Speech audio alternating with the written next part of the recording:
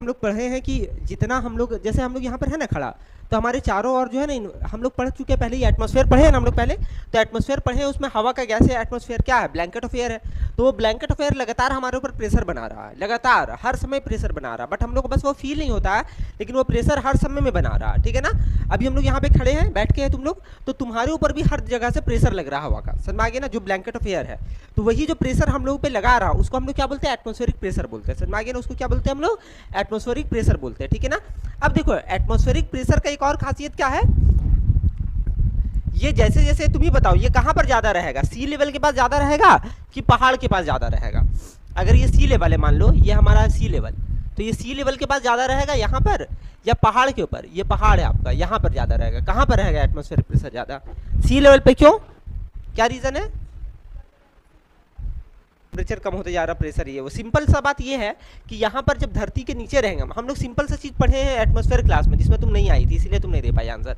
उसमें हम लोग क्या पढ़े थे? जैसे जैसे हम लोग हाइट में आगे जाते हैं, ऊपर की ओर जाते हैं, वैसे वैसे क्या होता है? हवा घटते जाता है, टेम्परेचर भी घटता है, और हवा का जो कॉलम है वो भी लगातार घटते जाता है। हम लोग ये भी पढ़े थे एटमॉस्फेयर, है कि नहीं? तो जब सबसे ज्यादा हवा यहीं पर है, तो इसी एरिया में ना सबसे ज्यादा प्रेशर लगेगा, है कि ना? उसके ऊपर प्रेशर थोड़ी ना लगेगा, शर्माया। तो कोई आदमी अगर यहाँ पे खड़ा है तो उस पर सबसे ज्यादा प्रेशर लग रहा है, कोई अगर यहाँ पे चला गया तो उस पर थोड़ा सा कम प्रेशर लग रहा है, और ऊपर गया तो और कम प्रेशर, और ऊपर गया तो और कम प्रेशर, समझ में आ गया ना? तो यानी कि जैसे जैसे हम लोग हाइट में बढ़ते हैं, नीचे से ऊपर की ओर जा रहे होते हैं, तो प्रेशर लगातार घट रहा होता है। देखो यही रीजन है, क्या होता है कि तुम लोग खास करके ऑब्जर्व करना कि जब तुम लोग कोई पहाड़ी क्षेत्र तुम लोग कभी गई है, तो बहुत बार ऐसा होगा पहाड़ी क्षेत्र जाने के बाद में भी तुम लोग को थोड़ा सा सर दर्द हो सकता होगा, है ना? थोड़ा सा कान सुन्न पड़ जाता होगा, कान में रिंगिंग का आवाज आता होगा, मे भी ऐसा होता होगा, बहुतों के साथ ऐसा होता है। ठीक है ना? उसका रीजन ये है कि जैसे हम लोग ऊपर जाते हैं ना पहाड़ की क्षेत्र में, तो क्या होता है? एक तो ऑक्सीजन लेवल घट रहा है, ऑक्सीजन लेवल लगातार घट रहा होता है। हालांकि ऑक्सीजन लेवल चलो उतना ऊंचाई पे नहीं गया तो नहीं घटेगा, लेकिन ऑक्सीजन लेवल भी लगातार जैसे तो ऊंचाई पे जाते हैं वैसे घटता है।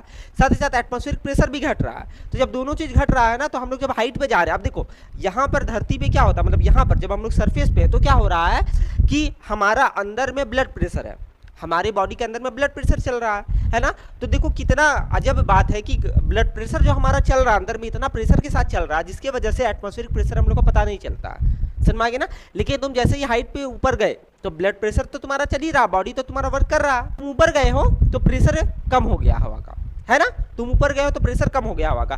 तो ये दोनों एक दूसरे को बराबर नहीं कर पा रहे, अंदर का प्रेशर तुम्हारा ज्यादा हो गया है और बाहर का प्रेशर क्या हो गया? कम हो गया। इसीलिए तुमको देखना कभी कभी कान में टन टन का आवाज थोड़ा सा सुनाई देता है ना? रिंगिंग ऑफ ईयर्स इसको कहा जाता है ना?